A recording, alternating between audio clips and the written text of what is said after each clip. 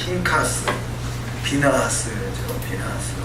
우리 본문 말씀을 한글로 읽고 또 히브리어로 읽어보도록 하시겠습니다. 민수기 25장 10절. 여호와께서 모세에게 일러 가라사대. 아멘. 25장 10절을 한번 보시면요. 다 같이 읽습니다. 바에다게 아도나이 엘 모세 레모르. 감사합니다. 우리 오늘의 토라 포션 말씀은 다음 구절 11절에 비느하스가 들어있는 그 구절이 되겠습니다. 우리가 비느하스 민수기 25장 11절을 다 같이 성경 본문에서 읽도록 하시겠습니다. 민수기 25장 11절 제사장 아론의 손자 엘라사의 아들 비느하스가 나의 질투심으로 질투하여 이스라엘 자손 중에서 나의 너를 돌이켜서 나의 질투심으로 그들을 진멸하지 않게 하였도다. 아멘. 오늘도 주의 은혜가 풍성한 하루가 다 되시기를 주님의 이름으로 축원합니다. 자, 오늘의 토라 포션 말씀을 보면 핀카스 그랬는데요. 비느하스 뭐 이렇게 그 번역이 되어 있죠. 지금 본문에 읽은 민수기 25장 11절은 히브리어로 보면 단어가 22자로 되어 있어요. 22자. 그럼 22자 하면 우리가 무엇이 생각나나요? 예? 히브리어. 히브리어로 22자 되어 있다고 그러니까 히브리어죠. 히브리어가 22자로 되어 있죠. 근데 우리 단어가 22자의 단어가 민수기 25장 11절을 구성을 이루고 있습니다. 그래서 민수기 25장 11절은 바로 히브리어 22자를 연상케 하고, 그래서 또 히브리어는 하나님의 언어라고 그러죠. 하나님의 언어, 창조의 언어고, 또 히브리어는 하나님의 DNA가 들어있다 합니다. 그래서 히브리어는 하나님의 DNA, 그래서 히브리어는 하나님의 씨, 하나님의 씨다 이렇게 또 표현할 수도 있습니다. 이 피나스라는 단어는 두 단어가 합해져 있는 단어로 이렇게 보고 있습니다. 그래서 두 단어 핀하에 페, 앞에 단어를 잘라서 보면 피죠. 피 그러면 이 페자가 입이니까 피는 나의 입 이렇게 표현할 수 있겠죠. 나의 입 피. 그 다음에 뒤에는 나하스는 뱀을 말해. 뱀. 나하스 뱀. 그러면 뱀의 입 이렇게 표현할 수 있는데요. 그러면 피나스가 한 역할이 뭐겠어요? 뱀의 입을 꽉 부숴버린 사람. 뱀의 입을 부순 자. 그것이 제사장이죠. 그래서 이 비느하스는 영원한 제사장, 영원한 오늘 알리아 첫 번째 제목이 평화의 언약, 또 영원한 언약, 평화의 언약이다. 뭐 그렇게 오늘 본문에 기록되고 있습니다. 이 비느하스가 영원한 언약, 평화의 언약을 그가 참 성취하게 됐고요. 그 비느하스를 영원한 제사장이다 그렇게 표현합니다. 그래서 영원한 제사장으로 그가 인정받을 수 있었던 것은 뱀의 입을 꽉 다물게 만드는 거죠. 뱀의 입을 부순 자예요. 저와 여러분이 여호와의 말씀이 회복된다는 것은 뱀의 입을 부수는 자예요. 우리는 입술이 두 가지 입술이 한 입 가지고 두 말 한다 그러잖아요. 하나님의 말씀이 내 안에서 나올 수도 있고 뱀의 말이 나올 수도 있어요. 우리는 크게 보면 두 가지 언어가 있는 거죠. 하늘의 언어가 있고 이 뱀의 언어가 있고, 뱀이 결국 사탄이 뱀으로 이 아담과 하와를 미혹하지 않습니까? 그래서 우리가 지금 쓰고 있는 언어가 뱀의 언어인가 아니면 하나님의 언어인가를 우리가 잘 구별해야 돼요. 이 집에서 나온다고 다 말이 아니라 이 뱀의 말은 부숴버리고 하나님 말씀만이 저와 여러분의 입에서 선포되는 은혜가 있으시기를 주의 이름으로 축원합니다. 한 입 가지고 두 말 한다. 그러면 우리 속에 두 말이 다 들어있다는 얘기예요. 두 두 가지가 다 들어있어요. 그런데 말씀을 묵상하고 죄하는 그 말씀을 묵상하며 그 가운데 기록된 것을 지켜야 하려고 몸부림치며 나갈 때는 이것이 하나님이 창조 언어가 내 안에서 절로 나올 수 있지만, 그렇지 않고 세상과 짝하게 되면 언제 그러냐는 듯이요, 그렇게 열심히 있던 그가 언제 그러냐는 듯이 입에서 뱀이 많이 나올 수 있다는 거죠. 우리는 한 입 내 안에 두 말이 있다는 걸 깨달아서 내 속에 있는 뱀의 말은, 뱀의 입은 철저히 부숴버리고 하나님의 창조의 언어들만이 선포되는 은혜가 있어야 될 줄 믿습니다. 그래서 뱀의 입, 비나스는 이 뱀의 입을 깨끗게 하는 자다. 자, 깨끗게 한다라는 단어를 생각하면 스바냐 3장 9절을 우리가 연상할 수 있습니다. 스바냐 3장 9절은, 스바냐는 바로 이 말씀은 말세, 마지막 때, 주님 다시 오실 때, 주님 다시 오실 그때 내가 열방의 입술을 깨끗게 하여 그들로 다 나 여호와의 이름을 부르며 일심으로 섬기게 한다 그렇습니다. 자, 뱀의 입이 부서진 자는요, 일심으로 여호와를 섬기게 된다는 거죠. 이것이 바로 열방의 입술을 깨끗게 한다. 입술, 페이죠. 열방의 입술이라는 단어가 히브리어로 보면 가장 처음에 언제 기록되어 있느냐가 그 참 중요한 건데, 처음에 기록된 단어, 바로 이 뱀의 입을 말하는, 입술을 말하는 사파라는 단어가 창세기 11장 1절에 처음에 기록되어 있어요. 그 당시에 바벨탑 사건을 이야기하면서 그 전에 언어가 하나요, 구음이 하나였더라 그러죠. 자, 언어가 하나였고 구음이 하나였던 그 언어가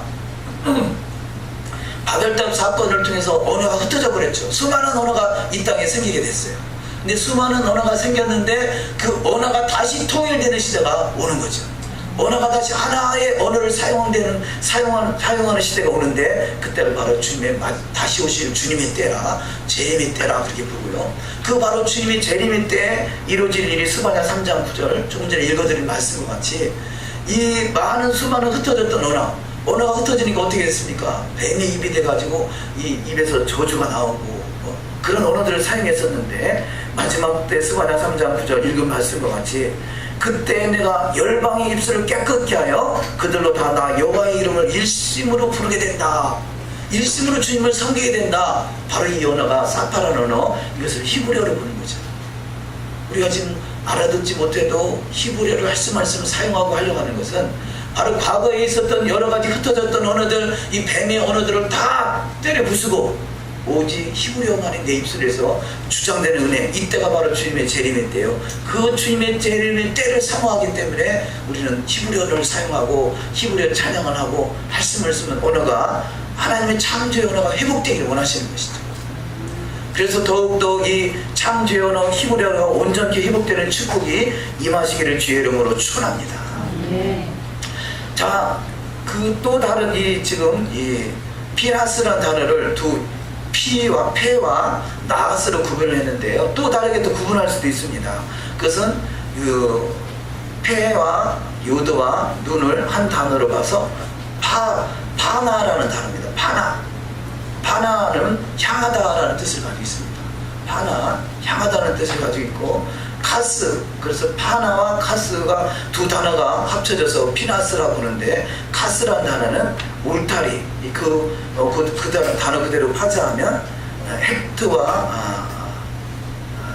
헥트, 울타리, 또 싸맥은 감싸는 것이죠. 그 울타리로 감싸진다. 그래서 울타리로 감싸지는 곳을 향해서 나가는 자다. 그래서 우리가 그 피난처가 있는 다른 방향으로 향한다. 과거에는 세상에 속해 있는 자라면 바로 피나스 제사장의 반열에 서서 이 평화의 언약을 선포하는 바로 피나스를 통해서 피난처가 있는 곳을 향해서 나아간다라는 거죠. 우리가 요즘에 마지막 주님의 재림의 때가 임박했다 해서 산으로 숨는 사람들이 많이 있어요. 산으로 어떤 특별한 피난처를 만들어 놓고 피난처, 그래서 그렇게 자기 몸을 숨기려고 하는, 그래서 그런 부류들이 많이 있는데요. 진정한 피난처는 우리 입술이 깨끗해지는 것이죠. 진정한 피난처는 우리가 도라로 채워지는 것이에요. 내 안에 샤파가 이루어지는 것입니다. 진정한 피난처. 여호와의 말씀이 내 마음에 내 심령 속에 배에 채워대 창자에까지 가득 채워지는 축복이 임하시기를 주의 이름으로 축원합니다. 그것이 진정한 피난처인 것이죠. 우리 안에 하나님의 말씀으로 가득 채워지면요, 어떤 환난이 와도 어떤 요동칠 일들이 생겨도 우리는 결코 요동치지 않아요. 우리는 반드시 세상을 이길 수 있는 믿음이 오는 것이죠. 그래서 너희가 세상에서 환난을 당하나 담대하라, 내가 세상을 이겨노라 그러지. 주의 말씀이 내 안에 가득 채워지면 우리는 세상을 이기는 자가 다 되는 축복이 임할 줄 믿습니다. 자, 이 본문에, 오늘 본문 말씀에 보면 이 질투라는 단어가 연속해서 3번씩이나 기록되고 있어요. 우리가 다시 한번 25장 11절 읽어보실까요? 11절. 제사장 아론의 손자 엘르아살의 아들 비느하스가 나의 질투심으로 질투하여 이스라엘 자손 중에서 나의 너를 돌이켜서 나의 질투심으로 그들을 진멸하지 않게 하였도다. 아멘. 자, 여기서 질투라는 단어가 3번이나 기록되고 있는데요, 이 단어는 보통 이 결혼해서 이 살아가게 되는 부부 사이에 이루어지는 그 단어, 질투한다 그러잖아요. 남녀가 부부로 연을 맺고 가정생활을 하는데 한 사람이 둘 중에 하나가 바람나가 그러면 상대는 불이 나오잖아요. 질투에 불이 나오잖아요. 경험해 보신 사람은 아실 거예요. 그래요. 그 불이 나오는 그 질투, 그 여호와께서 그 음행하는 자들을 바로 여호와의 질투가 그런 걸 하는 거죠. 그런 질투가 불릴 때 일어나게 되는데, 그 마음을 가지고 여호와의 질투의 그 마음을 가지고 비느하스가 고스비라는 자, 시므리와 고스비라는 자를 단창에 찔러 죽였다는 거죠. 그 하나님의 질투를 가지고 이 창을 찔러 죽였을 때 하나님이 그 마음을 받으시고 더 이상 연병이 일어나지 않고 연병이 그쳤다. 지금까지 24,000명이나 죽었던 그 사건 속에서 여호와의 질투가 일어났더니 연병이 그쳤다는 것이죠. 우리가 보통 오늘 토라를 이야기하고 율법을 이야기하면 하나님은 사랑인데 무슨 이제 와서 무슨 율법을 가지고 들이대느냐 뭐 이렇게 표현해요. 그럼 하나님은 사랑이다, 그래 무조건 다 사랑해야 된다, 사랑이라 표현하잖아요. 네, 사랑은 질투를 동반하는 거예요. 질투가 없는 사랑은 사랑이 아니에요. 그래, 나 사랑하니까 알았어, 나 마음대로 해야. 그리고 그냥 내 망쳐두나요? 사랑한 사람을 아무 밖에 나가서 네 맘대로 살아라 그러고 놔두나요? 그 사랑이 아니죠. 진짜 사랑한다면 질투가 풀릴 때 일어나는 거죠. 나에게 어떤 문제가 있어서 사랑하는 사람이 질투를 내거든요. 저게 진짜 사랑이구나 깨달아야 돼.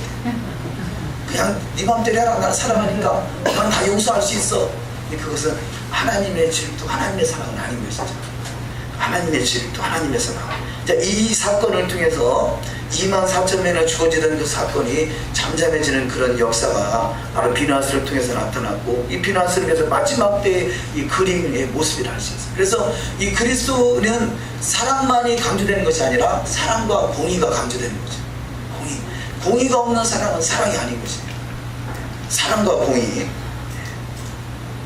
이 마음을 가졌을 때 바로 평화의 언약의 사도라 할 수 있는 비느하스, 이 모습, 우리의 저와 여러분의 모습이 되시기를 주의 이름으로 축원합니다. 이것이 바로 마지막 때 왕같은 제사장의 모습이 아니겠어요? 영원한 제사장, 영원한 평화의 언약자로 비느하스가 세워진 것 같이 저와 여러분이 영원한 언약의 상속자로, 평화의 언약자로 세워지는 축복이 있으시기를 주의 이름으로 축원합니다. 그래서 민수기 25장 12절 말씀에 그러므로 말하라, 내가 그에게 나의 평화의 언약을 주리다. 이 비느하스. 두 번째 말씀, 하나님은 이스라엘과 이방인을 차별하지 않으신다. 이 말씀은요, 자, 이 비느하스의 어머니가 이방 여인이에요. 비느하스의 어머니가 이방 여인인데, 그렇잖아요. 이 시므리가 속해 있는 이 지파가 시몬 지파인데, 시몬 지파에서 난리가 나지 않겠어요? 이 비느하스라는 자가 와가지고 단창에 자기 형제를 찔러 죽였으니, 이 사건을 통해서 그 당시에 시몬 지파가 가장 힘이 센 지파였어요. 그런데 이 사건을 통해서 그 비나스에게 어떤 시험거리가 될 수 있었다는 거죠. 왜냐면 그 어머니가 이방 여인이죠. 그럼에도 불구하고 그가 이 정통이라 할 수 있는 그 시므리를 단창에 찔러 죽었으니 이 사건이 사건화될 수 있었다는 거죠. 그런데 비나스는 그런 열악한 사건을 개의치 않냐고 하나님의 질투가 그 안에 있어서 하나님의 열심으로 그 열심을 내는 신앙을 가졌다는 거죠. 그래서 성경은 전체적으로 볼 때 유대인과 이방인을 나누지 않아요. 구약과 신약을 나누지 않아요. 여호와와 예수와를 나누지 않아요. 유대인과 이방인을 하나로 보는데 지금도 유대인들은 어떤 선민의식이 아주 강하게 가지고 있어요. 그것은 하나님의 의도를 잘 깨닫지 못하는 거죠. 이 하나님은 그래서 이스라엘과 이방인을 차별하지 않는다는 말씀을 나눴습니다만, 믿음의 조상 아브라함도 이방인이에요. 아브라함이 이방인임에도 불구하고 그가 갈대아 우르를 떠나서 이 가나안 땅에 들어옴을 해서 그가 이스라엘의 조상이 된 것이죠. 이스라엘의 조상뿐이 아니라 그가 믿음의 조상이 됐습니다. 또 모세의 부인 시브라도 이방 여인이죠. 이방 미디안 여인. 또 비나스의 어머니 미디안 이드로의 딸 미디안 여인입니다. 그랬듯이 구약 속에서도 이방인과 이스라엘 나누는 것이 아니라 그들이 온전한 이스라엘이 되느냐, 여호와의 말씀을 준행하는 자가 되느냐에 따라서 온 이스라엘이 되느냐, 아니면 이방인으로 그냥 남아있느냐 하는 것이죠. 우리가 오늘날에 예수를 믿는 사람들이 전 세계 열방에 이방인의 수가 충만하게 찼어요. 그러나 이들이 유대인과 이방인을 스스로 나누는 그런 사고라면 가나안 천국 메시아적 왕국 주님의 때를 예비하는 신앙은 아닌 것이에요. 주님의 때를 예비하는 신앙은 이스라엘과 이방인이 하나라는 것, 유대와 이스라엘 이방인이 하나라는 것을 깨닫는 것입니다. 그래서 이스라엘의 정체성을 분명하게 갖는 것이죠. 그래서 이스라엘 회복에 대해서 기도하고, 이스라엘 회복뿐이 아니라 이스라엘의 법이 토라이니 토라는 당연히 지켜야 할 법인 것이죠. 그런데 불행하게도 이스라엘까지만 들어와 있는 신앙이 또 많아요. 아니, 전체적으로 보면 거의 90% 이상이 이스라엘에 대한 정체성이 없고요, 나머지 10% 정도 깨닫는다 하지만 그 중에서도 아직 토라에 대한 정체성이 없는 것이죠. 하나님이 선택한 자가 이스라엘이요, 이스라엘이 선택한 이스라엘에게 주어진 법이 토라인데 토라의 눈이 열리지 않는 것이 안타까운 현실인 것입니다. 고린도전서 12장 13절 이하 말씀을 합독하십니다. 우리가 유대인이나 헬라인이나 종이나 자유인이나 다 한 성령으로 세례를 받아 한 몸이 되었고 또 다 한 성령을 마시게 하셨느니라. 너희는 유대인이나 헬라인이나 종이나 자유인이나 남자나 여자나 다 그리스도 예수 안에서 하나이니라. 아멘. 자, 한 몸이고 한 성령을 마셨다, 그리스도 예수 안에서 하나이다 라는 말씀을 끊임없이 말하고 있는데, 그래도 우리는 이방 그리스도이다라고 나누고 있다는 거죠. 이게 참으로 비극인 것입니다. 두 번째, 제사장의 반열은 바로 헌신된 자. 이렇게 비나스와 같이 자기가 죽음으로 여기지 않냐고, 지금 처해 있는 상황을 절대 개의치 않냐고 하나님의 열심으로 열심내는 그 믿음을 가졌을 때, 이가 제사장의 반열에 서 있는 자요, 진정으로 헌신되어 있는 자라 표현하는 것이죠. 우리가 교회에서 헌신 예배만 드린다고 헌신이 아니라 진정으로 그 마음의 중심에 헌신이 되어 있느냐 하는 것이죠. 저는 아마도 개척에서 토라를 알기 전에도 그렇고요, 헌신 예배라는 것을 한 번도 안 드려본 것 같아요. 왜냐, 말로만 헌신하면 뭐 하겠어요. 실제 내 삶이 헌신이 돼야 되는 거 중요한 거죠. 보니까 예전에 이 부목사로 있을 때 헌신 예배 어지간히도 드리더라고요. 근데 실제 보면 헌신은 안 돼 있는 것 같아요. 예배만 헌신하면 뭔 소리 있겠느냐. 실제 내 삶이 헌신이 돼야지.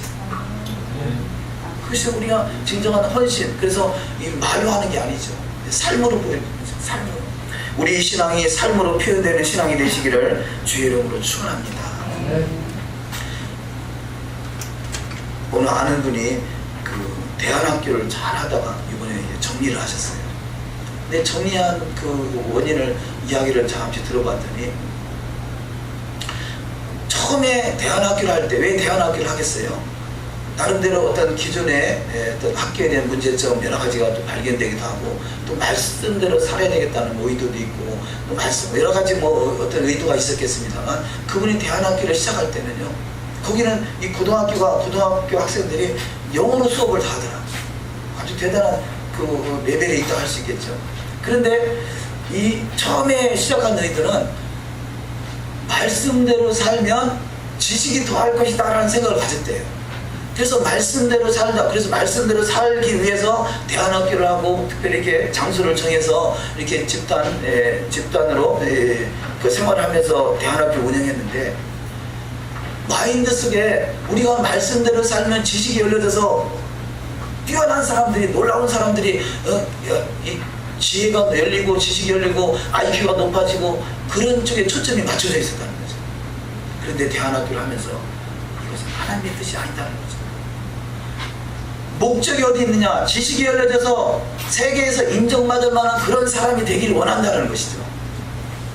그러면 하나님의 의도가 과연 머리가 좀 깨어나서 다른 사람한테 인정받고 칭송받는 그런 자리에 서기를 원하는 것인가 하는 것이에요. 아, 이것은 아닌 것 같다. 그래서 아예 그 대안학교 자체를 다 정리를 해버렸어요. 한 100명 이상 됐던 아주 대안학교가 잘 활성화가 잘 되는 곳인데, 의도적으로 학교를 폐기를 시켜버렸어요. 그분의 의도는 뭐겠느냐? 이제 간단하게 표현한다면, 유대인의 그 도서관에 가면요, 수많은 사람들이 꽉 차서 많은 사람들이 공부를 하고 있는데, 왜 그렇게 토라에 열심을 내고 있는가? 어떤 분이 궁금했어요. 그래서 궁금해서 공부하는 사람한테 찾아갔어요. 아니, 혹시 목회자십니까? 왜냐면 목회자 같으면 성경을 열심히 연구해서 말씀을 꿀을 먹게 되니까 뭐 그런 목적을 가지고 목회자든 신학자든 뭔가 목적을 가지고 성경을 연구하고 있다라고 생각한 거죠. 그래서 왜 그렇게 열심히 토라를 연구하십니까? 토라를 연구하는 자체가 목적이라는 거예요. 토라를 보고 있는 자체가 나의 삶의 목적이라는 거죠. 그러니까 이 사람들은 삶에 대한 것이 최소한의 먹을 거리만 있으면 더 이상 일을 안 한다는 거죠.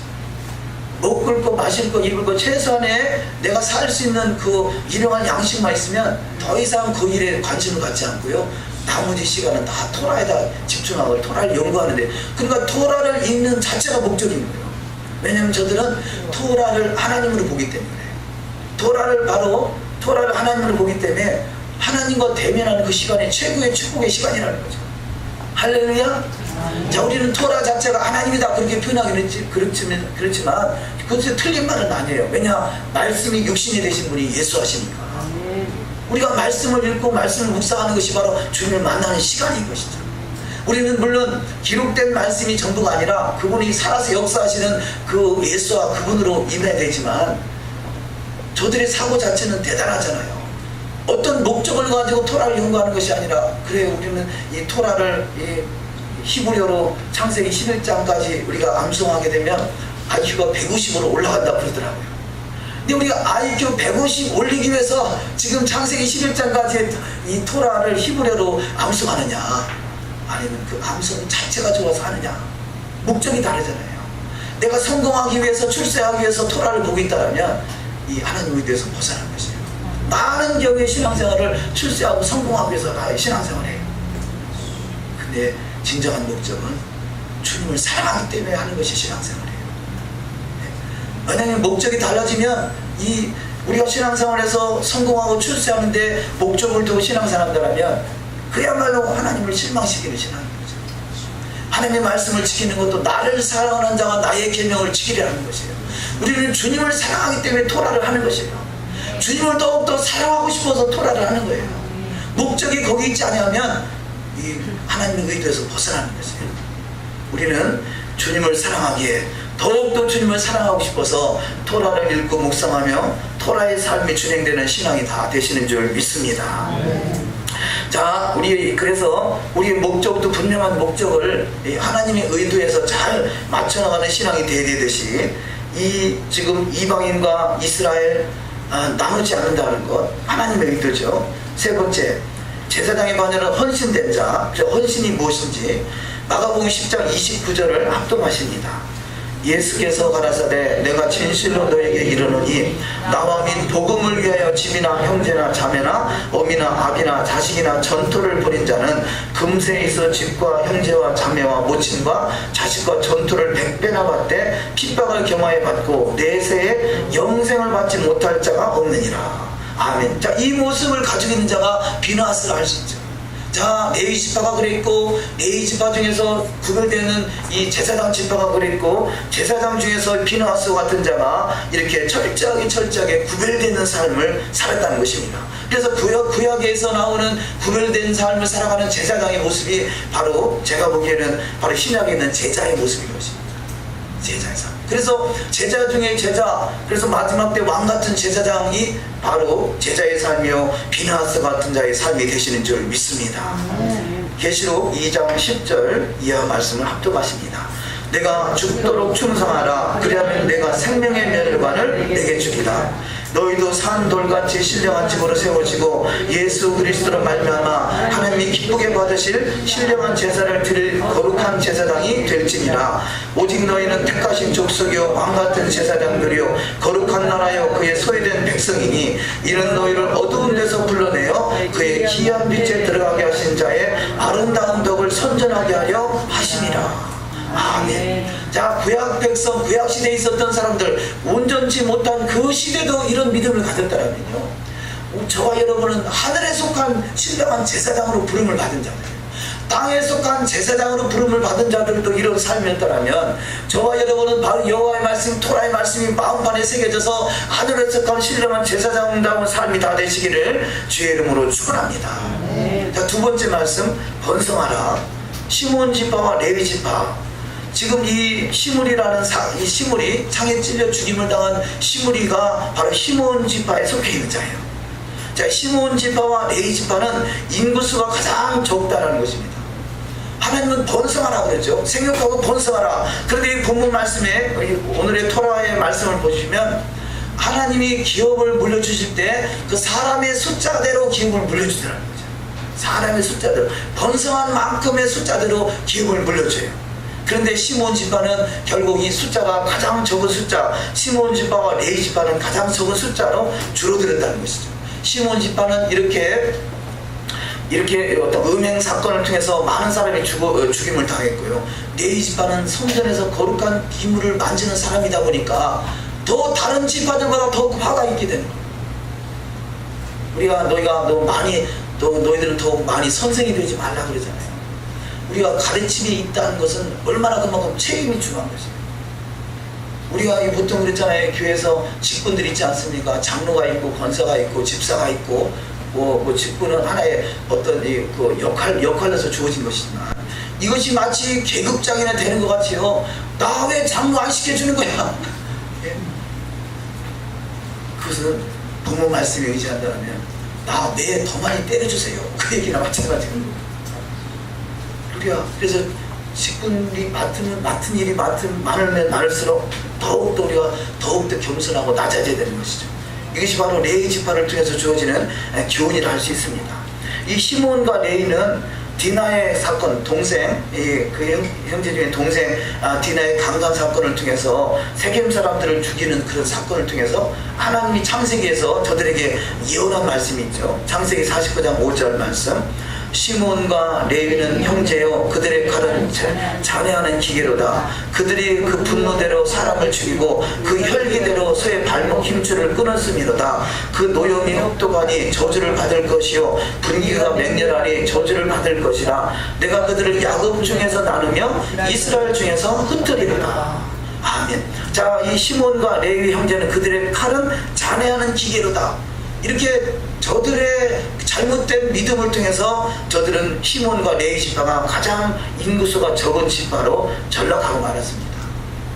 우리 입에서 무슨 말이 나오냐에 따라서, 우리 행동이 무슨 행동을 취하느냐에 따라서 그 마지막 때 이 참으로 번성치 못하고 상급이 그 지파에 줄어드는 것을 볼 수 있습니다.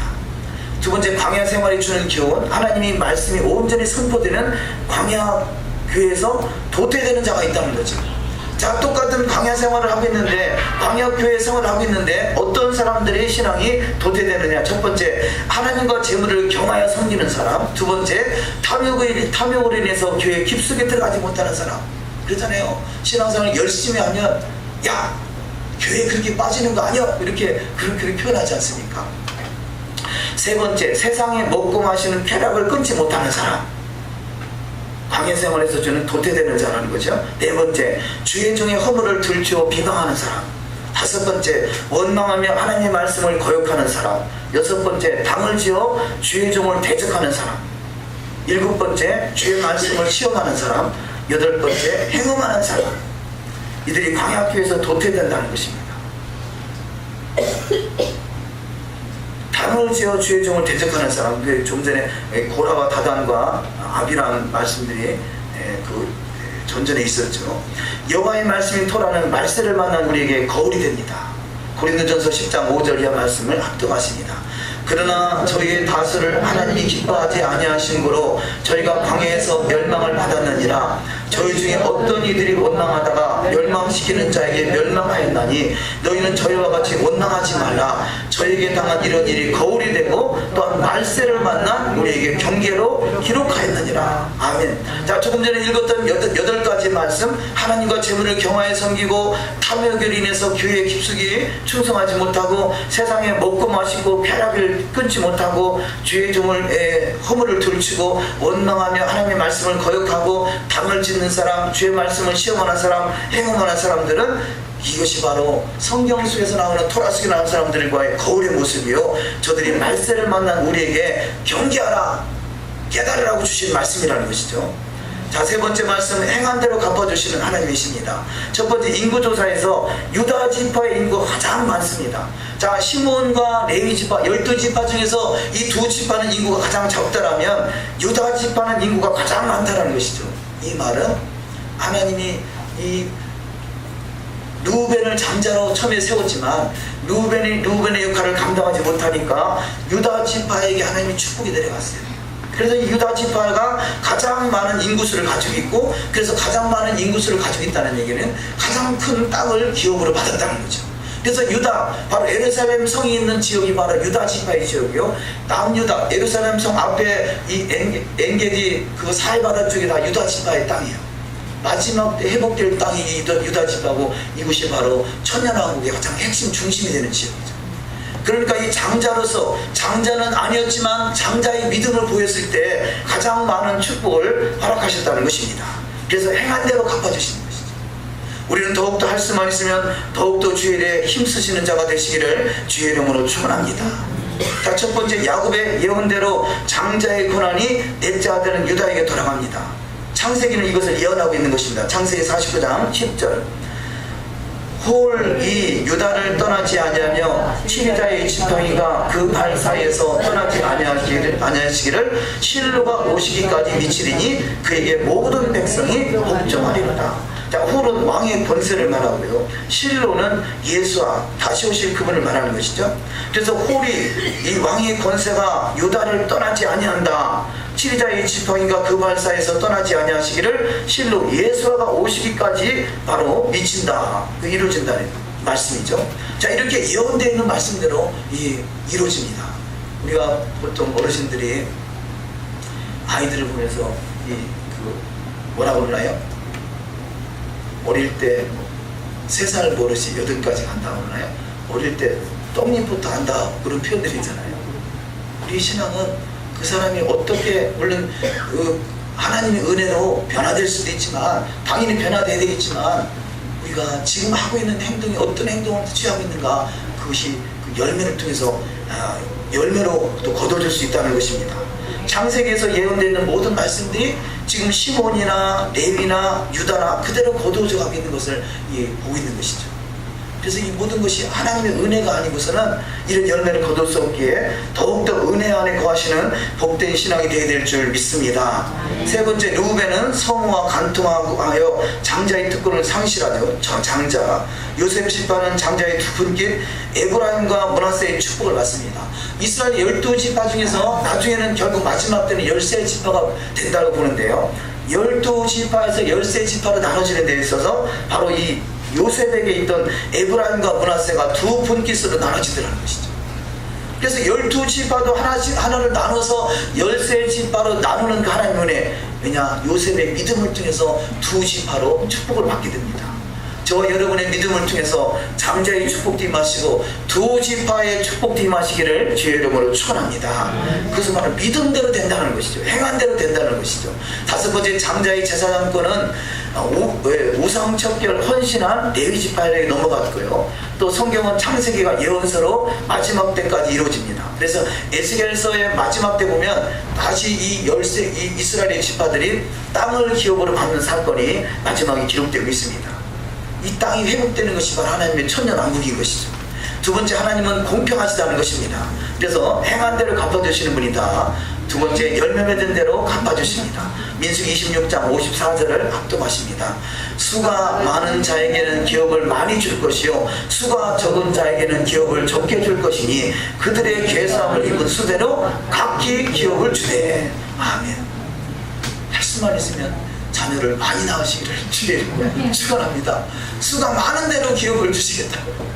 어제 만난 목사님은 자녀가 8명이에요. 그분이 알고 낳은지 모르고 낳은지는 모르겠지만 생육하고 번성하고 땅에 충만을 하셨으니까 뭐 그대로 하신 거 아니겠어요? 자녀가 8명. 부럽더라고요. 기회가 있으면 사모 어디 가셨나? 믿음으로 가는 나라가 가나안이여 천국이 행한 대로 갚아주시는 하나님. 믿음이 없이는 하나님을 기쁘시게 못한다 하죠. 히브리서 11장 1절 이하 말씀을 합독하십니다.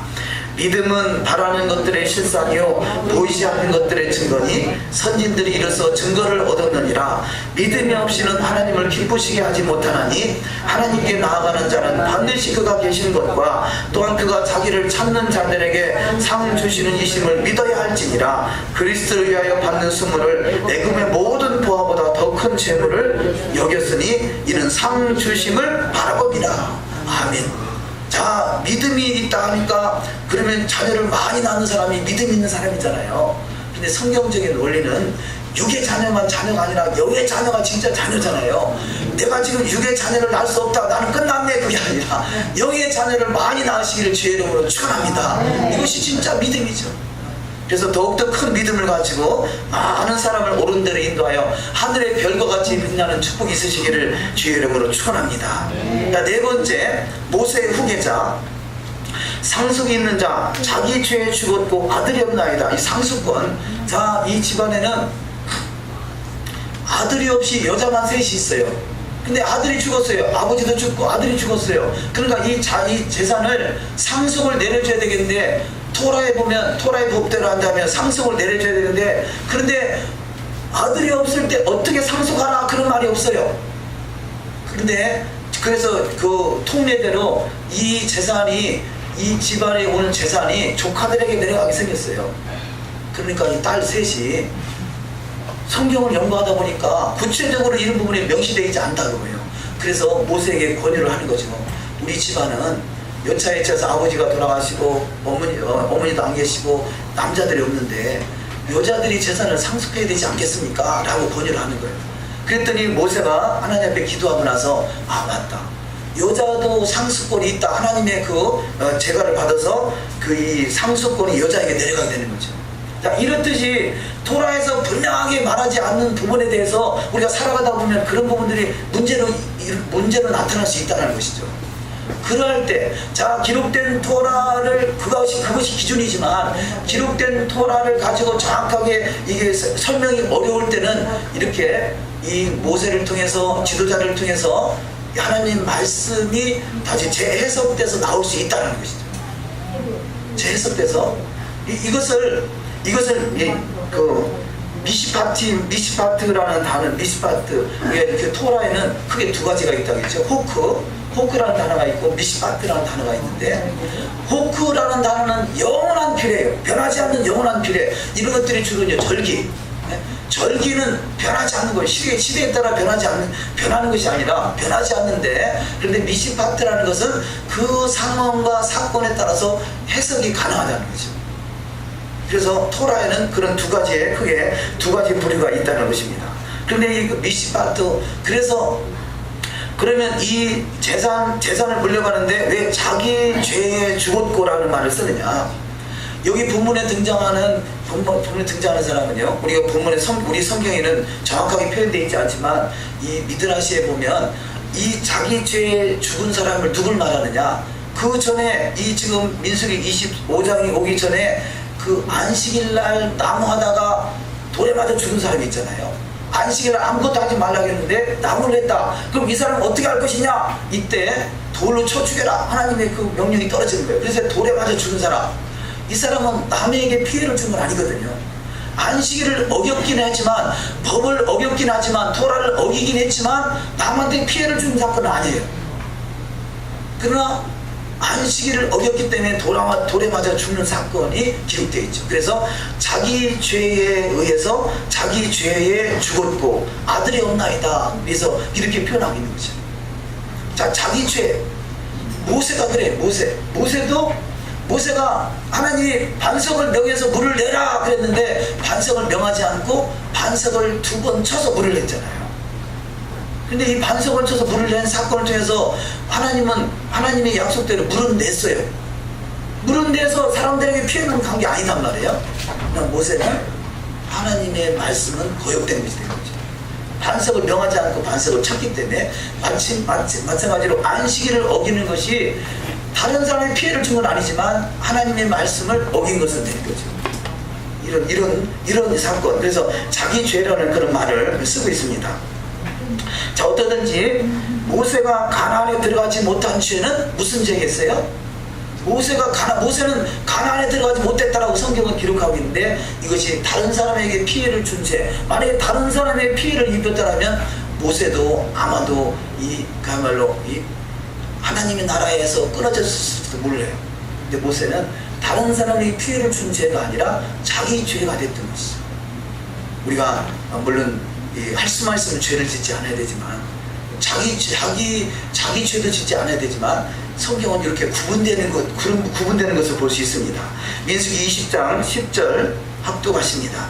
모세와 아론이 총회를 그 반석 앞에 모으고 모세가 그들에게 이르되 패역한 너희여 들으라. 우리가 너희를 위하여 이 반석에서 물을 내랴. 이 사건을 통해서 모세가 가나안에 들어가지 못한 첫 번째 사건이고, 두 번째 모세가 가나안에 들어가지 못한 두 번째 사건은 내 영을 거역하고 하나님의 영을 거역했다는 거죠. 하나님의 명령을, 반석을 명하여 물을 내라 하는데 반석을 쳐서 물을 냈습니다.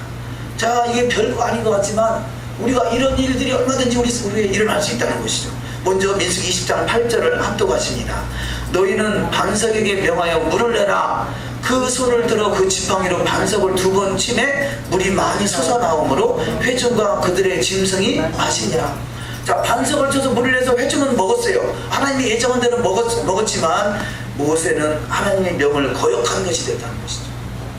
우리가 주의 일을 하는 데 있어서요, 주의 일을 할 수 있다는 것은요, 첫째, 주님이 우리를 충성되이 여기서 주의 일을 맡기신 것이고, 두 번째, 그 주의 일을 할 수 있는 하나님의 믿음을 줬기 때문에 그 일을 하는 거거든요.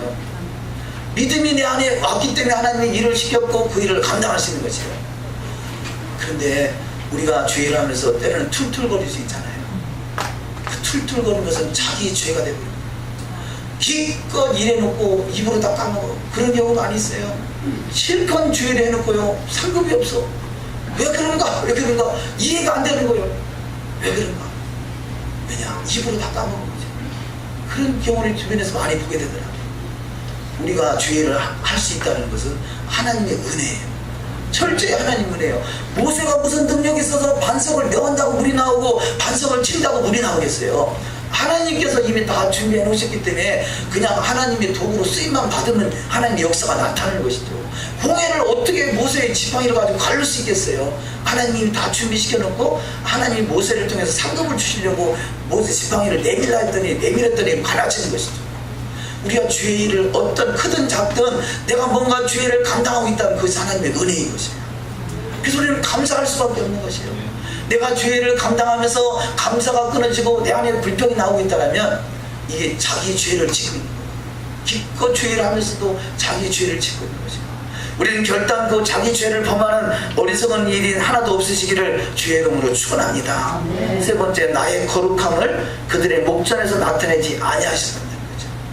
행하는 모든 일, 우리는 물론 감사해야 되겠지만 여기는 더욱더 그 일을 통해서 하나님의 거룩함을 드러내라는 것이죠. 철저하게 나는 죽고 주님만에 드러나는 신앙 되시기를 주의 이름으로 축원합니다. 민수기 20장 10절 합독하십니다. 우리가 너희를 위하여 이 반석에서 불을 내랴. 우리가 그랬잖아요. 이 지금 우리가라는 단어가 지금 물론 아론도 함께 있으니까 우리가라는 표현을 썼겠지만 마치 내가 물을 내는 것 같이 표현하고 있잖아요. 월권이잖아요. 월권. 하나님이 허락하시고 하나님 모든 걸 다 준비해 놓는데 우리가 무엇을 하는 것 같이. 이 사건과 같은 사건이 바벨탑 사건도 그렇지 않겠어요? 바벨탑 사건은 뭐냐? 우리가 우리의 이름을 내자 하고 바벨탑을 쌌어요. 뭐 두 가지. 우리가 첫 번째, 두 번째는 우리의 이름을 내려고. 그런데 물론 모세는 하나님의 일을 하고 있지만 그것이 마치 내가 하는 것 같이 표현하는 것이 문제가 됩니다. 우리는 주의 일을 감당하는 것은 주님이 감동 주셨고 주님이 힘 주셨고 주님 모든 것을 다 예비하셨기에 하고 있는 거기에 오직 하나님께만 영광되고 그 주님의 거룩함을 드러내는 신앙이 되어야 될 줄 믿습니다. 세 번째, 여호와께서 후계자로 신에 감동된 여호수아를 세웁니다. 민수기 27장 18절 여호와께서 모세에게 이르시되 눈의 아들 여호수아는 신에 감동된 자니 너는 데려다가 그에게 안수하고. 아멘. 자, 지금 하나님의 명을 신에 가면서도 그가 툴툴거린다는 것은 하나님의 신의 감동이 아니라는 것이죠. 우리가 주의 일을 하고 나서요 후회가 생긴다면 하나님의 신에 감동된 것이 아니에요. 하나님의 신에 감동돼서 했다면 후회가 없는 것이죠. 미련이 없는 것이죠. 아쉬울 것이 없어요. 왜냐하면 주님이 하신 일이기 때문에. 그런데 우리가 무엇을 하고 나서 그것이 아쉽다, 아깝다 라는 생각이 든다는 것은 물론 더하지 못해서 아쉽다는 것이 좋은 일이지만 내가 기껏 해놓고 내 스스로 입으로 까먹는 것은 별로 하나님의 신에 감동됨이 아닌 것이고, 그래서 하나님의 신에 감동돼서 일을 했던 여호수아, 철저히 모세를 따르면서 모세의 수종자로서 수종의 역할을 감당했던 그 오직 하나님께만 영광 돌렸던 바로 여호수아가 그가 후계자로서 세움을 받더라는 것입니다. 첫 번째, 여호수아를 눈의 아들이라. 눈은 아람어로 고기를 표현하는데요, 고기가 물을 떠나지 않듯이 여호수아는 늘 토라 안에서 삶을 살아가는 자였어요. 그러니까 토라 안에서의 삶이 성령의 하나님의 불이 되고 하나님의 신에 감동돼서 살아가는 자가 됐다는 것이죠. 하나님께서 여호수아를 후계자로 선택하신 이유에 대해서는 미드라시에 여호수아는 토라를 공부하는 곳에 아침에 제일 먼저 들어가서 저녁 늦게 나오는 사람이다. 의자를 준비하고 선생님이 가르치실 준비를 하였다. 여호수아는 모세를 가장 잘 보좌했다. 그래서 그는 모세의 후계자가 되었다. 여호수아는 모세의 아들은 아니지만 모세의 가문을 높여줄 것이다. 이렇게 하나님의 음성을 듣게 돼요. 자, 모세라고 자기 아들을 세우고 싶은 마음이 없었겠어요? 그 모세의 후계자로 자기 아들을 지명하고 싶었어요. 근데 하나님의 음성이 들려오는 거예요. 여호수아가 너의 후계자다. 그런데 결코 여호수아를 세운다고 해서 너의 가정이 줄여들거나 아니면 묻히거나 그런 일이 없게 된다는 것이요. 오히려 모세의 가문을 여호수아를 통해서 더욱더 세워지게 된다라고 이렇게 하나님이 그들을 위로하고 있어요. 만약에 모세가 자기 의도대로 자기 자식을 후계자로 세웠다면 모세라는 이름이 지금같이 드러나지 않았겠죠. 우리는 하나님의 의도대로 세워지는 축복이 임하게 될 줄 믿습니다. 두 번째, 하나님의 신에 감동된 자는 여호와의 법 토라를 마음판에 기록함으로 새 언약을 세우는 자입니다. 제가 지금 우리가 읽을 본문 말씀들은요, 주님의 재림의 나라 메시아 왕국에서 온전히 이루어지는 말씀들입니다. 물론 지금도 우리가 그렇게 돼야 되겠죠. 에레미야 31장 33절 이하 말씀 합독하십니다. 나 여호와가 말하노라. 그러나 그날 후에 내가 이스라엘 집에 세울 언약은 이러하니 곧 내가 나의 법을 그들의 속에 두며 그 마음에 기록하여 나는 그들의 하나님이 되고 그들은 내 백성이 될 것이라. 아멘. 하나님의 법, 하나님의 토라가 마음판에 기록되어 있다면요, 이것은 하나님의 성령의 역사라는 것이죠. 에스겔서 36장 26절 이하 말씀. 또 새 영을 너희 속에 두고 새 마음을 너희에게 주되 너희 육신에서 굳은 마음을 제하고 부드러운 마음을 줄 것이며 또 내 신을 너희 속에 두어 너희로 내 율례를 행하게 하리니 너희가 내 규례를 지켜 행할지니라. 아멘. 새 영 하나님의 신이 내 마음속에 토라의 말씀을 마음판에 새겼기 때문에 우리가 굳은 마음을 제하고 부드러운 마음을 가진 자가 되고요. 바로 이 부드러운 마음을 가진 자가 바로 메시아 왕국의 주인공들인 것이에요. 주인공들이에요. 이 전주에서 올라오시는 팀 중에서 이 장면이 어제 간증을 잠깐 하시더라고요. 토라를 알고 나서는 더 이상 기존교회에서 신앙생활을 못하겠는 거예요. 19년 동안 열심히 헌금위원으로서 모든 것을 일을 도맡아 사용하셨는데요. 더 이상 발을 붙일 수가 없어서 지난주에 정리하고 아예 교회로 오셨어요. 그런데 막상 정리를 하다 보니까요, 전혀 평소에는 전혀 있을 수 없는 그런 일들을 막 어찌 보면 제가 구체적으로 안 들어봤습니다만요, 다 뒤집어 쓰거든요. 뒤집어 쓰거든요. 마치 이제까지 모든 것이 다 잘못된 것 같이 뒤집어 쓰는데, 근데 이 장로님 부인이 어제 처음 오셨는데, 근데 당신은 그렇게 뒤집어 쓰임을 당하고 뭐가 좋아서 그렇게 헐렁헐렁 웃고 있느냐고. 그러니까 뭐라고 하시느냐, 만약에 우리가 100억이라고 그랬나, 100억짜리 배를 타고 가다가 이 배가 풍랑을 만나서 뒤집어졌다, 꼬르륵 하고 들어가 버렸다. 그런데 나는 기적적으로 살아났다. 그러면 살아난 거에 대해서 감사해야 되겠느냐, 아니면 꼬르륵 100억짜리 배가 들어간 거 보고서 아쉬워서 그 배를 건지러 같이 따라 들어가야 되겠느냐, 그렇게 표현하더라고요. 여러분은 어떻게 이해하시겠습니까? 100억짜리 그 배를 건지러 그 안에 들어가야 되겠어요? 아니면 내 생명 건진 것에 감사해서 내가 희락의 기쁨이, 의와 평강의 희락이 넘치는 삶이 되어야 되겠어요? 아주 표현 못 들으시게 표현하시더라고요. 우리가 하나님의 신이 감동되면, 하나님의 새 마음 새 영을 내 안에 주셔서 말씀이 마음판에 새겨져 있다면 세상 것에 우리가 연연하지 않아요. 과거에 우리의 미래를 두지 않아요. 우리는 새 마음 새 역사를 이루어갈 수 있는 새 창조의 주인공으로 살아가시기를 주의 이름으로 축원합니다. 이것이 진정 토라가 내 마음에 기록된 삶의 모습인 것이죠. 자, 5번째, 정한 시기에 여호와께 예물을 드립니다. 아담의 범죄로 여호와를 피했던 시간이 영원히 회복될 시간. 하나님은요, 처음을 회복하시는 거예요. 에덴 동산을 회복하는 것이 계시록이에요. 에덴 동산에 회복된 동산이 메시아 왕국이에요. 자, 이렇듯이 하나님은 처음을 회복하게 하는데요, 시간까지도 처음을 회복하게 하시더라, 그 말씀이에요. 자, 그럼 무슨 시간이냐? 창세기 3장 8절을 합독하십니다. 그들이 날이 서늘할 때 동산에 거니시는 여호와 하나님의 음성을 듣고 아담과 그 아내가 여호와 하나님의 낯을 피하여 동산나무 사이에 숨은지라. 자, 그들이 날이 서늘할 때 바로 주님을 피해서 저들은 주님을 피했어요. 왜냐? 선악을 알게 하는 시간을 따먹고 나서부터는 주님을 얼굴과 얼굴을 대면할 수가 없는 것이에요. 그래서 그 서늘한 시간에 피했는데, 그 서늘한 시간, 그 시간이 무슨 의미를 가지고 있느냐 하는 거죠.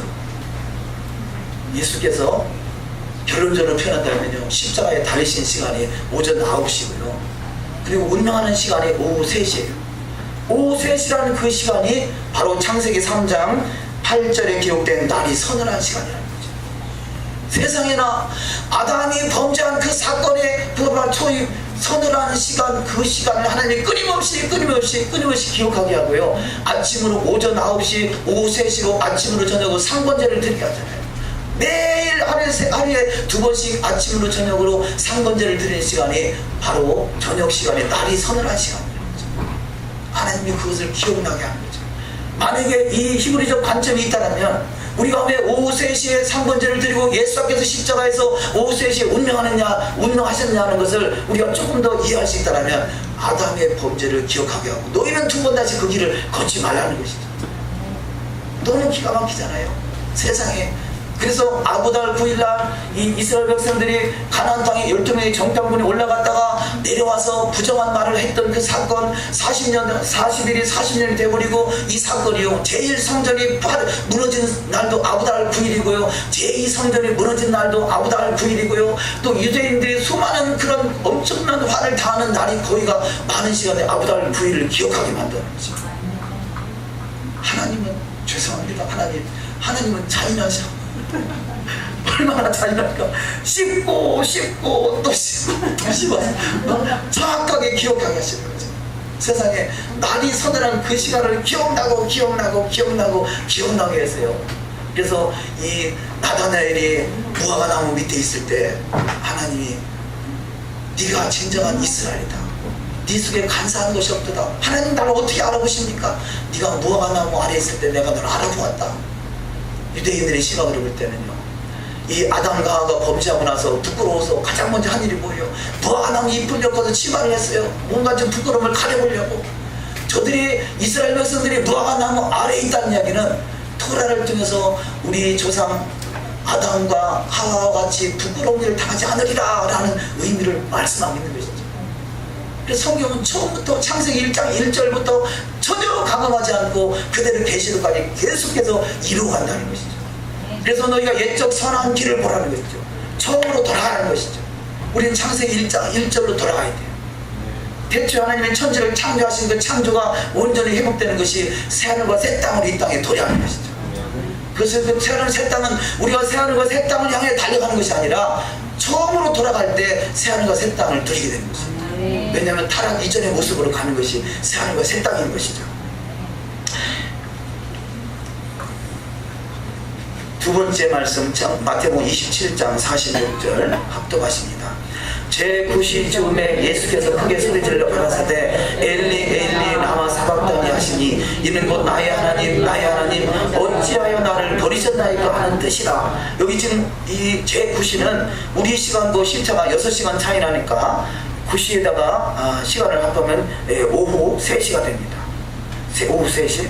우리가 시간이 빠르죠. 그래서 9시 더하기 6시간 하면 오후 3시. 바로 예수께서 오후 3시에 운명하신 그 시간이 달이 서늘한 시간이요, 해질 때 시간이라는 거죠. 유대인의 시각으로. 그래서 세 번째 유월절 출애굽 사건이 초막절 해질 때를 이루셨습니다. 신명기 16장 6절 오직 내 하나님 여호와께서 자기의 이름을 두시려고 택하신 곳에서 내가 애굽에서 나오던 시각 곧 초저녁 해질 때 유월절 제물을 드리고, 바로 초저녁 해질 때 이따도 오후 3시이고요. 네 번째 3번째 정한 시간이 저녁 해질 때의 시간. 다섯 번째 아담의 저녁 해질 때 여호와를 피했던 사건을 유월절 어린 양이신 예수께서 다시 오실 때까지 이 사건을 기억하고 기념하라 말씀하고 있습니다. 고린도전서 11장 26절 너희가 이 떡을 먹으며 이 잔을 마실 때마다 주의 죽으심을 오실 때까지 전하는 것이니라. 아멘. 주의 죽으심을 오실 때까지, 바로 아담과 하와가 범죄하고 나서 날이 서늘한 오후 3시 시간에 무화과 나무 잎을 엮고 치마를 하였더라, 이것을 기억나게 하는 것이죠. 그래서 첫사람 아담을 완전케 하신 분이 마지막 아담이신 예수 한 마시아 그분이신 것입니다. 안식일은 대대로 지킬 영원한 규례라고 정해놓으셨습니다. 창세기 2장 3절이죠. 합독하십니다. 하나님이 7째 날을 복주사 거룩하게 하셨으니 이는 하나님이 그 창조하시며 만드시던 모든 일을 마치시고 이 날에 안식하셨습니다. 바로 창조의 7일, 그 창조의 7일 기억하고 마지막에 완전한 창조, 바로 이 천년왕국을 말하는 것이죠. 그래서 샤밧날 안식의 나라, 그 나라까지를 기억나게 하십니다. 두 번째, 여호와의 안식일은 출애굽 때에도 지켰고 여호와의 안식일은 십계명에도 기록되어 있고 여호와의 안식일은 영원히 지킬 규례라 말씀하시고요. 여호와의 안식일은 토라 속의 새 계명으로 기록되어 있습니다. 또 제3성전이 회복되는 여호와의 안식일, 바로 천년왕국에서도 여호와의 안식일을 지킵니다. 7번째, 예수와는 안식일의 주인이라 하시고 8번째, 제자들이 안식일을 기억하여 지키라 하시고요. 9번째, 바울과 바나바 또 온 시민이 다 안식일을 지킵니다. 10번째, 메시아 왕국에서도 안식일을 지킵니다. 다시 오실 주님의 나라에서 안식일을 지킨다는 거죠. 이사야 66장 22절 내가 지을 새하늘과 새 땅이 내 앞에 항상 있는 것 같이 너희 자손과 너희 이름이 항상 있으리라. 여호와의 말이니라. 여호와가 말하노라. 매월 초하루와 내 안식일의 모든 혈육이 내 앞에 나와 예배하리라. 아멘. 그래서 우리가 매 안식일을 우리가 회복했고요. 매월 초하루도 우리가 회복하기 위해서 우리 수요 예배를 이제 잠시 중단했습니다. 수예배 우리가 과거에는 3일 밤 예배 그랬잖아요. 사실은 3일 밤은 언제냐? 첫날이 일요일이고 둘째 날이 월요일, 셋째 날이 화요일이죠. 화요일. 근데 그러고 보니까 일요일의 시간이 토요일 저녁이니까 월요일의 시간은 일요일 저녁, 화요일의 시간은 월요일 저녁. 월요일 저녁이 첫날도 셋째 날 저녁이네요. 그 시간이 그렇게 되네. 어쨌든 우리가 세 번째 정한시간 월삭은 영원하다라고 성경은 말씀하고 있습니다. 에스겔서 46장 3절 이 땅 백성도 안식일과 월삭에 이 문틈에서 나 여호와 앞에 경배할 것이며 이 땅 백성도 안식일과 월삭, 그래서 월삭이 회복되는 신앙이 되시기를 주의 이름으로 축원합니다.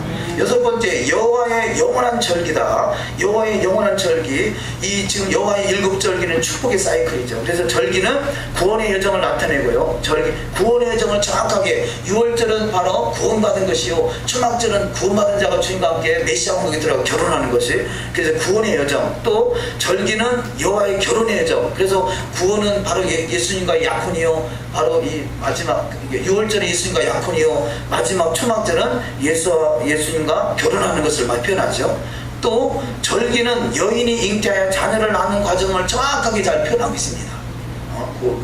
그런 부분 나중에 또 한번 기회가 있으면 설명드리겠습니다. 또 네 번째 절기는 예수께서 공생의 사역을 정확하게 절기의 시간표를 맞춰서 사역하시고 장사지는 바 되시고 부활 승천하시고 다시 오실 메시아 왕국의 여정을 절기를 통해서 정확하게 나타내고 있다는 것입니다. 그래서 6월절과 무교절과 초실절과 오순절과 나팔절과 속죄절과 대속죄일이 온전히 이루어지는 신앙이 되시기를 주의 이름으로 축원합니다. 자, 일곱 번째로 넘어가시겠습니다. 일곱 번째 마지막 절기. 자, 마지막 절기는 이 초막절이죠. 근데 이 초막절이 7일간입니다. 근데 초막절 7일을 지내고 나서 7일 가지고 너무 부족하다. 하나님이요, 야 우리 하루 더 연장하자. 그래가지고 7일 더하기 1. 그래서 초막절은 8일, 그렇게 초막절 절기를 8일이라 하지 않고요, 7일 더하기 1 그렇게 표현합니다. 그래서 초막절은 며칠이라고요?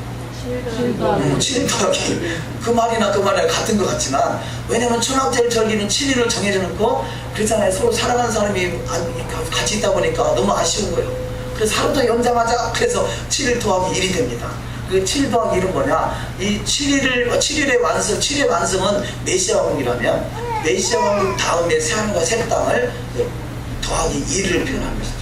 이 날은 바로 그래서 세미니 아체레 8이라는 뜻이고요. 또 이것을 다리 신카 토라입니다. 신카 토라는 것은 토라로 다스리는 나라. 그러니까 7이라는 나라, 7의 나라는 토라가 온전히 회복되는 나라, 토라를 창조하셨고 타락했던 저들을 토라로 회복하는 나라가 메시아 왕국까지고요. 메시아 왕국이 끝나는 8의 나라는 토라로 다스리는 나라예요. 온전한 토라가 이 땅에 이루어지는 나라. 저는 단언하건대 바로 토라로 다스리는 8의 나라에서는요, 창조의 기적을 일으킬 수 있는 기적의 주인공들이 다 되실 줄 믿습니다. 아멘. 그래서